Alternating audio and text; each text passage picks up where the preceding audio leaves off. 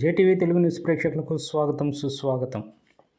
మా ఛానల్ మొట్టమొదటిసారిగా చూస్తున్నట్లయితే సబ్స్క్రైబ్ చేయండి, లైక్ చేయండి, షేర్ చేయండి. మీ ప్రోత్సాహం మాకెంతైనా ఉత్సాహాన్ని ఇస్తుంది. సేకరించిన సమాచారాన్ని మార్పు లేకుండా చూపించడం మా ప్రత్యేకత. ధన్యవాదములు. వివరాల్లోకి వెళ్తే నెల్లూరు జిల్లా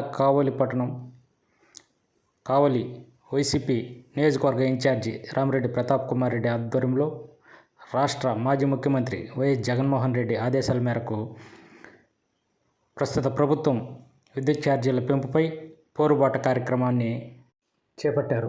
ఈ సందర్భంగా విద్యుత్ శాఖ డీఈకి వినతి పత్రం అందజేశారు. ఈ కార్యక్రమంలో కావలి వైసీపీ నాయకులు, కార్యకర్తలు పెద్ద సంఖ్యలో పాల్గొన్నారు.